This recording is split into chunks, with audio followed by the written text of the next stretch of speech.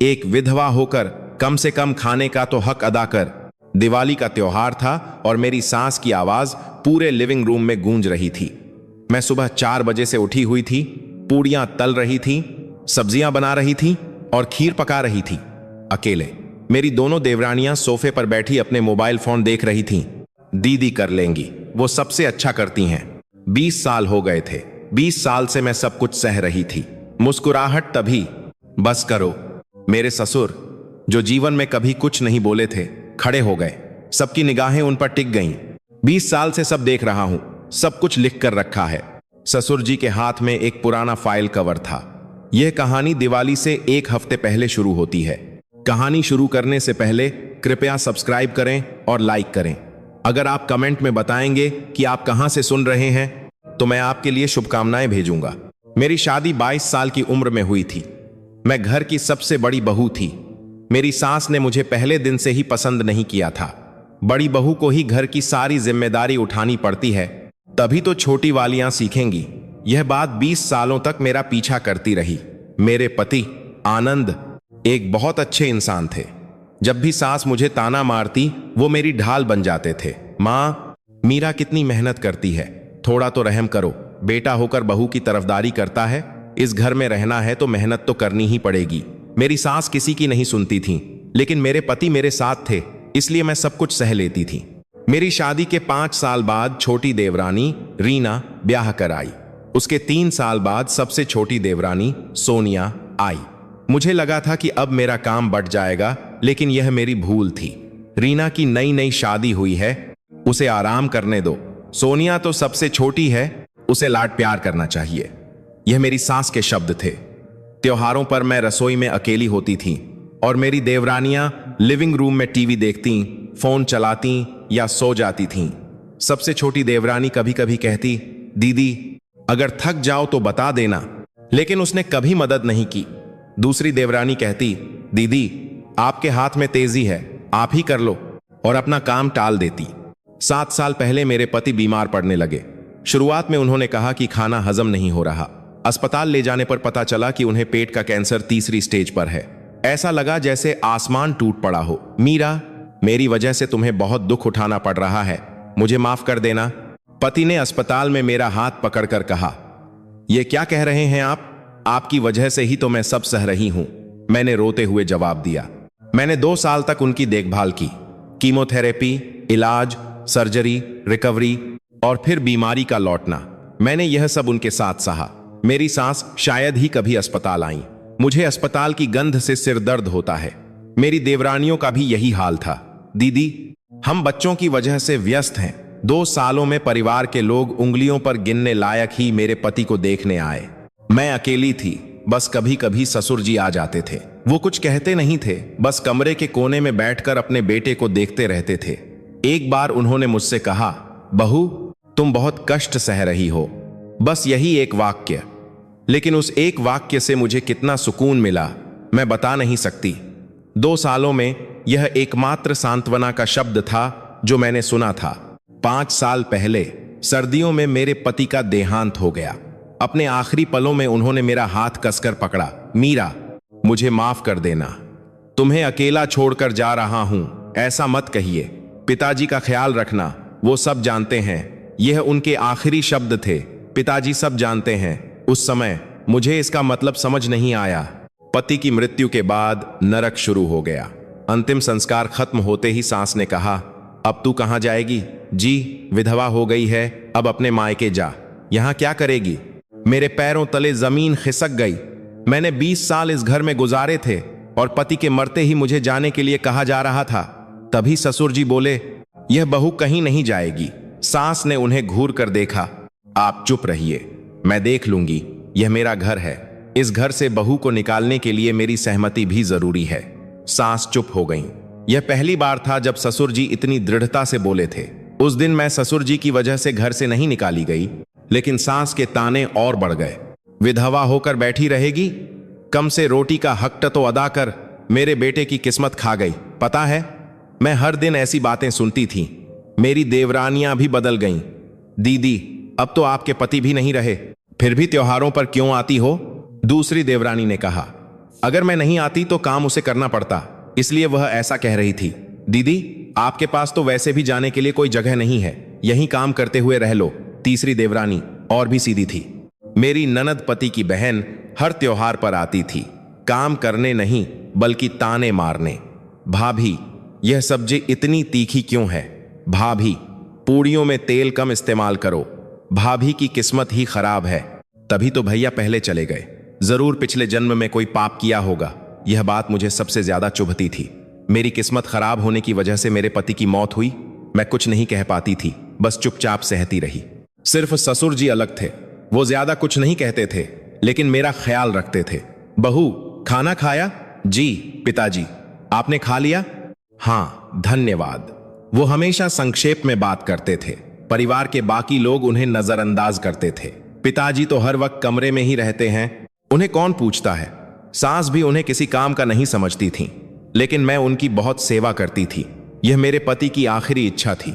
पिताजी का ख्याल रखना। मैं हर सुबह उनके कमरे में जाकर प्रणाम करती, उनके लिए अलग से खाना बनाती, क्योंकि सास उन्हें अक्सर बची खुची या ठंडी रोटी दे देती थी। मैं उन्हें गर्म रोटी और उनकी पसंदीदा सब्जी परोसती। धन्यवाद बहू। वो हमेशा यही कहते। मैं ही उनके कमरे की सफाई करती थी, बाकी परिवार वाले तो उनके कमरे में जाते भी नहीं थे। पिताजी के कमरे से अजीब सी बू आती है, दूसरी देवरानी ने कहा था। मैं हर दिन सफाई करती, कमरे को हवादार बनाती और उनके कपड़े धोती। ससुर जी कभी कभी खिड़की से बाहर देखते हुए कहते, बहू तुम बहुत अच्छी इंसान हो। पिताजी, आपको भी अपना ख्याल रखना होगा। ठीक है, चिंता मत करो। मैं ही उन्हें डॉक्टर के पास चेकअप के लिए ले जाती थी।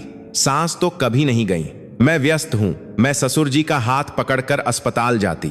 पिताजी, आप बहुत चल लिए, अब आराम कर लीजिए।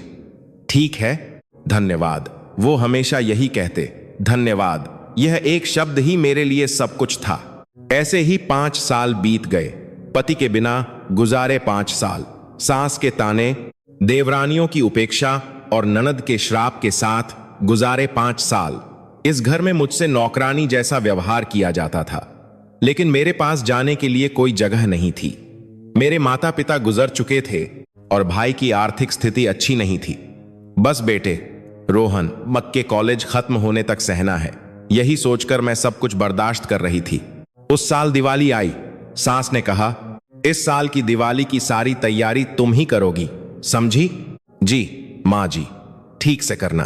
पिछली बार पूड़ियां कच्ची रह गई थीं। जी, मैंने जवाब दिया, जैसा कि मैं 20 सालों से करती आ रही थी। दिवाली से 1 हफ्ते पहले मैंने बाजार से सामान लाना, सब्जियां काटना और तैयारियां करना शुरू कर दिया। अकेले। दिवाली की 1 रात पहले मैं ससुर जी के कमरे में गई। पिताजी, कल दिवाली है, आपको कुछ खास खाना है? ससुर जी ने मेरी तरफ देखा। कुछ देर देखने के बाद बोले, बहू जी। पिताजी, कल कुछ मजेदार होगा। जी, बस इंतजार करो। मुझे समझ नहीं आया कि वो क्या कह रहे हैं। वो बस इतना कहकर आंखें बंद कर लिए। मैं हैरान होकर कमरे से बाहर आ गई। मजेदार? इस घर में मजेदार क्या हो सकता है? तब मुझे नहीं पता था कि 20 सालों से चुपचाप सब कुछ देखने वाले मेरे ससुर जी हर चीज का हिसाब रख रहे थे, और उस दिवाली पर सब कुछ पलटने वाला था। दिवाली से 1 हफ्ते पहले सास ने मुझे सामान की एक लंबी लिस्ट दी, 2 पन्नों की लिस्ट। यह सब ले आओ, कुछ छूटना नहीं चाहिए। जी माँ जी। मुझे बाजार के 3 चक्कर लगाने पड़े, क्योंकि सामान बहुत भारी था। मेरी बाजुओं में दर्द हो रहा था। जब मैं घर लौटी तो दूसरी देवरानी रीना लिविंग रूम में थी। अरे दीदी आ गई? बहुत सामान लाई हैं। हाँ, थोड़ी मदद करोगी? बहुत भारी है। आह, मेरी कमर में दर्द है, माफ करना। रीना ने सोफे पर लेटे लेटे ही हाथ हिला दिया। मैंने अकेले ही 5 चक्कर लगाकर सारा सामान अंदर रखा। अगले दिन से असली तैयारी शुरू हुई। सब्जियां काटना, पूड़ियों का आटा गूंथना, मिठाइयां बनाना। मैं सुबह 5 बजे से रात 11 बजे तक काम करती। देवरानियां, दीदी मुझे बच्चों को ट्यूशन छोड़ना है कहकर दूसरी देवरानी सुबह आकर चली गई। दीदी आज मेरी तबीयत ठीक नहीं है कहकर तीसरी देवरानी आई ही नहीं। सास सिर्फ निगरानी करती थी। अरे सब्जी ऐसे नहीं काटते, पूड़ियों का रंग ऐसा क्यों है, आंच ठीक से नहीं संभाल सकती क्या? वो खुद कुछ नहीं करती थीं, बस जुबान चलाती थीं। मैं जी कहकर चुपचाप काम करती रही, क्योंकि मैं 20 सालों से यही करती आ रही थी। दिवाली से 3 दिन पहले ननद आईं। भाभी, तैयारी कैसी चल रही है? जी ठीक चल रही है, जरा देखूं। ननद ने रसोई का चक्कर लगाया और सिर हिलाया। मिठाई बहुत ज्यादा मीठी लग रही है, दोबारा बनाओ। जी। मेहमान आएंगे, उनके सामने ऐसी चीज रखोगी तो बेइज्जती होगी। मैंने बहस नहीं की। जी ठीक है। मैंने रात 12 बजे तक दोबारा मिठाई बनाई। दिवाली की शाम को दूसरी देवरानी आई। दीदी मैं आ गई। रीना, अब आ रही हो? हाँ, मॉल गई थी। यह देखो नया बैग। रीना ने अपना महंगा बैग दिखाया। सुंदर है, मेरे पति ने दिवाली के तोहफे में दिया है। मैंने मुस्कुराते हुए जवाब दिया, पर अंदर से मन दुखी था। मेरे पति को गुजरे 5 साल हो गए थे और मेरे लिए दिवाली का कोई तोहफा नहीं था। लेकिन दीदी, आप अभी भी काम कर रही हैं? थक गई होंगी। हाँ, थोड़ी मदद करोगी? मैंने नेल आर्ट करवाया है, पानी में हाथ नहीं डाल सकती। और यह कहकर रीना अपने कमरे में चली गई। मैं अकेले बर्तन धोती रही। रात 10 बजे तीसरी देवरानी सोनिया का मैसेज आया। दीदी, मैं कल सुबह आऊंगी, आज बहुत थक गई हूं। मैंने एक लंबी सांस ली। ठीक है, मैंने जवाब दिया। सुबह आओगी? मतलब जब सारा काम खत्म हो जाएगा। दिवाली की रात मैंने सुबह 2 बजे तक काम किया। पूड़ियां तली, सब्जियां बनाई, पूजा की थाली सजाई। मेरी कमर टूट रही थी। मेरे हाथ गर्म तेल से जलकर लाल हो गए थे। तभी कोई रसोई में आया। ससुर जी थे। बहू, अभी तक सोई नहीं? पिताजी, आप जाग गए? माफ कीजिए, मेरी वजह से आपकी नींद खराब हो गई। नहीं, मैं तो पानी पीने आया था। ससुर जी ने पानी पिया और मुझे देखा। हाथ ठीक है? जी, हाथ तो लाल हो रहे हैं। मैंने जल्दी से अपने हाथ छुपा लिए। कुछ नहीं, ठीक है। ससुर जी कुछ देर मुझे देखते रहे। बहू, तुम बहुत मेहनत करती हो। नहीं पिताजी, यह तो मेरा फर्ज है। फर्ज जैसा कुछ नहीं होता। उन्होंने सिर हिलाया। 20 सालों से देख रहा हूं, सिर्फ तुम ही काम करती हो। कल सब खत्म हो जाएगा, बस थोड़ा और सह लो। मुझे समझ नहीं आया कि वो क्या कह रहे हैं और वो अपने कमरे में चले गए। मैं वहीं खड़ी रही। कल सब खत्म हो जाएगा। क्या दिवाली खत्म होने के बाद मेरी मुश्किलें खत्म हो जाएंगी? दिवाली के दिन सुबह 4 बजे मेरी आंख खुल गई। अलार्म बजने से पहले ही मेरे शरीर को आदत हो गई थी। मैं उठी और रसोई में गई। नाश्ता तैयार किया, पूजा की तैयारी की। सुबह 8 बजे परिवार वाले एक एक करके उठने लगे। सास सबसे पहले आईं। खाना तैयार है? जी माँ जी, बैठिए। दोपहर में पूजा हुई। पूजा के बाद खाने का कार्यक्रम था। फिर बर्तनों का ढेर लग गया। रीना, बर्तन धोने में मदद करोगी? दीदी, मेरी कलाई में दर्द है। सोनिया, तुम? दीदी, आपको तो पता है मेरी कमर में दर्द रहता है। मैंने अकेले बर्तन धोना शुरू किया। दोपहर 3 बजे लिविंग रूम से हंसने की आवाजें आ रही थीं। देवरानियां सेल्फी ले रही थीं। चलो सेल्फी लेते हैं, इंस्टाग्राम पर डालनी है। हैशटैग क्या डालें? दिवाली फैमिली। मैं रसोई से यह सब सुन रही थी। सेल्फी लेने का समय है, पर बर्तन धोने में मदद करने का नहीं। तभी ननद रसोई में आई। भाभी, कॉफी बना दो। जी, लेकिन भाभी। उन्होंने मुझे ऊपर से नीचे तक देखा। कमजोर लग रही हो। पति नहीं रहे तो शायद अब चिंता करने वाला कोई नहीं है। यह बात मेरे दिल में तीर की तरह चुभी। भाभी की किस्मत ही खराब है, तभी तो भैया चले गए। मैं कुछ नहीं बोल पाई। तभी पीछे से आवाज आई, बहू। मुड़कर देखा तो ससुर जी खड़े थे। पिताजी, कॉफी दूं? नहीं। उन्होंने मुझे देखा। सब सुन लिया? जी। अभी जो इसने कहा सब सुन लिया। ससुर जी की आंखों में एक सजीब सी ठंडक थी। बहू, बस थोड़ा और सब्र करो, आज शाम को सब खत्म कर दूंगा। क्या मतलब? 20 साल सब्र किया है, बस कुछ घंटे और। ससुर जी ने मेरे कंधे पर हाथ रखा और अपने कमरे में चले गए। मैं हैरान खड़ी रही। क्या खत्म करने वाले थे वो? शाम 6 बजे पूरा परिवार लिविंग रूम में इकट्ठा हुआ। मैं रात का खाना तैयार कर रही थी। मीरा, जल्दी खाना लाओ, सास चिल्लाई। जी, अभी लाई। मैंने खाना परोसा। सब खाने बैठे। मैं सबसे आखिर में बैठी। जैसे ही मैंने पहला निवाला लिया, सास बोली, अरे इस सब्जी में नमक ही नहीं है, जाओ नमक लाओ। मैं नमक लेकर आई। फिर ननद बोली, भाभी पानी देना। मैं पानी लेकर आई। फिर तीसरी देवरानी बोली, दीदी एक और चम्मच देना। मैं एक निवाला भी नहीं खा पाई थी, बस इधर उधर भाग रही थी। अरे, सास ने मुझे बुलाया, तुम्हारे पास खाने का समय है, जाओ बर्तन धो। लेकिन सब अभी खा रहे हैं तो क्या हुआ? पहले से साफ करना शुरू करो। एक विधवा होकर खाने की मेज पर इतनी देर बैठना शोभा नहीं देता। एक विधवा होकर। फिर वही शब्द, कम से कम खाने का तो हक अदा कर। सांस की आवाज पूरे कमरे में गूंज रही थी। देवरानियों ने सिर झुका लिया। ननद मुझे देखकर मुस्कुरा रही थी। मैं उठने ही वाली थी कि तभी बस एक भारी और दृढ़ आवाज गूंजी। सब चौंक गए। ससुर जी थे, जो जीवन में कभी कुछ नहीं बोले थे। वो अपनी जगह से खड़े हो गए थे। आपको क्या हुआ? सांस ने घबराकर पूछा। ससुर जी ने जवाब नहीं दिया। वो अपने कमरे में गए और हाथ में एक पुरानी फाइल लेकर लौटे। 20 साल से सब देख रहा हूं, ससुर जी ने कहा। सब कुछ लिख कर रखा है। उन्होंने फाइल को टेबल पर पटक दिया। अब हिसाब का समय आ गया है। पूरे लिविंग रूम में सन्नाटा छा गया। आप यह क्या कर रहे हैं? सांस ने घबराई हुई आवाज में पूछा। ससुर जी ने फाइल खोली और कागजों का एक बंडल निकाला। जानती हो यह क्या है? 20 साल का रिकॉर्ड है।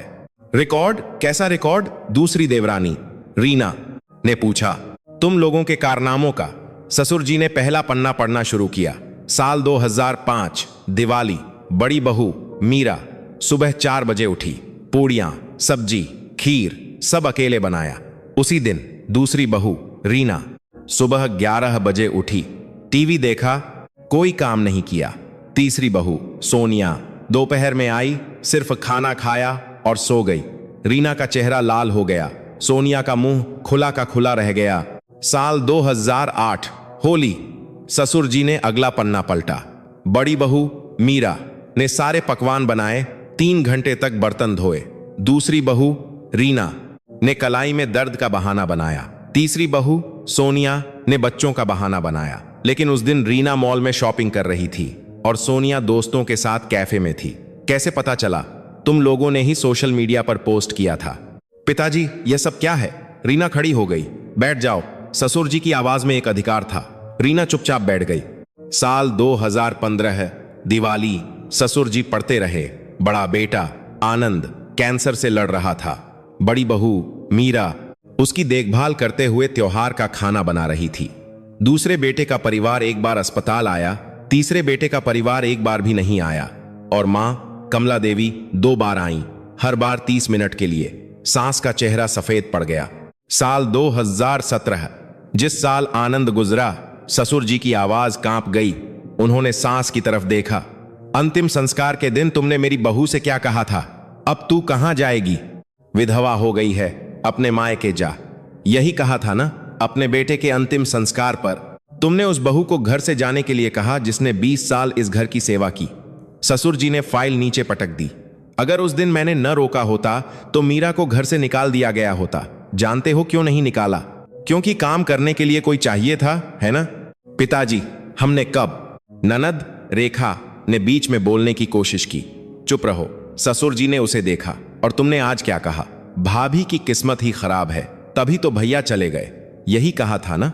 रेखा का चेहरा उतर गया। तो हो कि प्रोक्टाकास का अजरूरा कर। मैंने सब सुन लिया। ससुर जी ने अपनी जेब से एक छोटा सा रिकॉर्डर निकाला। यह भी है। 3 साल से तुम लोगों की बातें रिकॉर्ड कर रहा हूं। उन्होंने बटन दबाया। सांस की आवाज गूंजी। एक विधवा होकर बैठी रहेगी। मेरे बेटे की किस्मत खा गई। फिर रीना की आवाज। दीदी के पति तो है नहीं, उन्हें क्या काम? दीदी के पास जाने को जगह ही कहां है। फिर सोनिया की आवाज। दीदी कर लेंगी, वो सबसे अच्छा करती हैं। मेरी कमर में दर्द है। और आखिर में ननद की आवाज। भाभी की किस्मत ही खराब है। विधवा के हाथ से बनी पूजा की थाली भगवान स्वीकार करेंगे क्या? पिताजी, यह तो गैर कानूनी है। ननद चिल्लाई। गैर कानूनी? ससुर जी हंसे। अपने घर में अपने परिवार की बातें रिकॉर्ड करना गैर कानूनी है। और जो तुम लोगों ने 20 साल तक मीरा के साथ किया, वो क्या है? मजदूरी का शोषण, अपमान, ताने। वो गैर कानूनी नहीं है। ठीक है, ठीक है। सांस ने हाथ उठाया। मान लिया, हमने मीरा के साथ थोड़ा बुरा बर्ताव किया। हम आगे से ध्यान रखेंगे। अब यह सब बंद कीजिए। ध्यान रखोगी? ससुर जी ने सिर हिलाया। 20 साल में यह बात कितनी बार सुनी है, लेकिन कुछ नहीं बदला। उन्होंने फाइल से कुछ और कागज निकाले। जानते हो यह क्या है? मेरी संपत्ति की लिस्ट। संपत्ति? दूसरे बेटे की आंखें फैल गईं। पिताजी, आपके पास क्या है? गांव की थोड़ी जमीन और यह घर ही तो है। तुम यही जानते थे? ससुर जी मुस्कुराए। यह पहली बार था जब मैंने उन्हें ऐसे मुस्कुराते देखा था। जब मैं जवान था तो मैंने व्यापार किया था। मैंने सबसे कहा कि मेरा व्यापार डूब गया, लेकिन डूबने का नाटक किया था।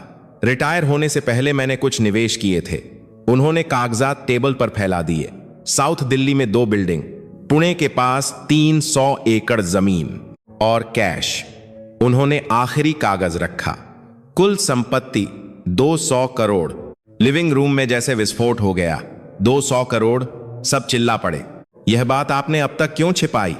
दूसरे बेटे ने पूछा। यह देखने के लिए कि कौन असली है। ससुर जी ने सबको देखा। 20 सालों में मैंने देखा कि कौन सेवा करता है और कौन नहीं। और नतीजा जानते हो क्या है? उन्होंने मेरी तरफ इशारा किया। सिर्फ यह एक बहू। पिताजी, हमने भी तो आपकी सेवा की। तीसरे बेटे ने कहा। क्या किया? त्योहारों पर खाना खाने आते थे। काम मीरा करती थी और तुम लोग खा पी कर चले जाते थे। जब मैं बीमार था तो मुझे अस्पताल कौन ले गया? मीरा। मेरे कमरे की सफाई कौन करता है? मीरा। तुम लोग तो मेरे कमरे में कभी आए भी नहीं। लेकिन यह बच्चे हैं। सास ने बीच बचाव किया। बच्चे? ससुर जी ने उन्हें घूर कर देखा। तुमने मेरे बच्चों को बिगाड़ दिया। हमेशा अपनी सुनने के लिए कहा और मेरी बातों को नजरअंदाज करवाया। आप आज मुझसे इस तरह बात कर रहे हैं? हाँ, कर रहा हूं। ससुर जी पूरी तरह से खड़े हो गए। 50 साल से तुम्हारी सुन रहा हूं, लेकिन आज मैं अपनी बहू को विधवा का ताना सुनते हुए नहीं देख सकता। उन्होंने मेरी तरफ देखा। मीरा जी। पिताजी, मुझे माफ कर देना। मुझे यह बहुत पहले करना चाहिए था। मेरी आंखों से आंसू बहने लगे। आनंद ने मरने से पहले मुझसे वादा लिया था कि मैं उसकी पत्नी का ख्याल रखूंगा। मैं वो वादा ठीक से नहीं निभा पाया। ससुर जी ने फिर से कागज उठाए। यह मेरी वसीयत है। वसीयत? हाँ, मैंने पहले ही बनवा ली है और नोटरी भी करवा ली है। उन्होंने वसीयत खोली। मैं पढ़कर सुनाता हूं। मैं, हरिशंकर प्रसाद, अपनी पूरी होश और हवास में यह वसीयत करता हूं। 1, साउथ दिल्ली की दोनों बिल्डिंग मेरी बड़ी बहू मीरा आनंद प्रसाद को दी जाती हैं। क्या? सांस चिल्लाई। 2, पुणे की 300 एकड़ जमीन भी मीरा आनंद प्रसाद को दी जाती है।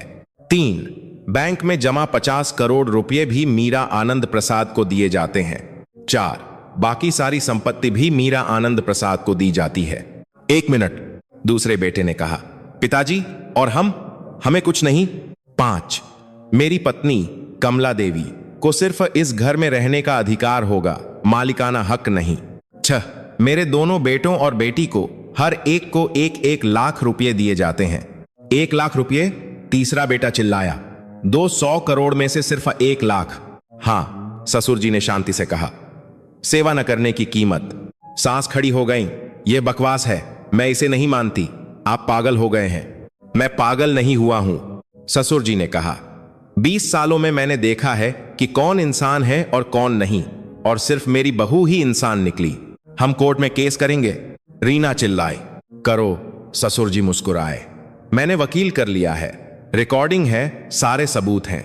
केस करोगी तो तुम लोगों की सारी करतूतें दुनिया के सामने आ जाएंगी। क्या तुम यह चाहती हो? रीना चुप हो गई। ससुर जी ने मेरी तरफ देखा। मीरा, यह तुम्हारा है। 20 साल की तुम्हारी मेहनत का फल है। इसे लेने से मना मत करना। यह मैं आनंद की तरफ से दे रहा हूं। मेरा गला भर आया, मैं रो पड़ी। 20 साल से रोके हुए आंसू बह निकले। पिताजी, धन्यवाद। धन्यवाद की बात नहीं है, यह तुम्हारा हक है। उन्होंने मेरे सिर पर हाथ फेरा। अब अपनी जिंदगी जियो। उस दिवाली के बाद सब कुछ बदल गया। सास ने मुझसे बात करना लगभग बंद कर दिया। देवरानियां त्योहारों पर फोन करके पूछती, दीदी क्या मदद करनी है? ननद ने आना ही बंद कर दिया। 1 साल बाद मैंने एक छोटा सा रेस्टोरेंट खोला। मीरा की रसोई, मेरे हाथ के बने खाने की लोग तारीफ करते। ससुर जी हर हफ्ते आते। मेरा बेटा रोहन भी छुट्टियों में मेरी मदद करता।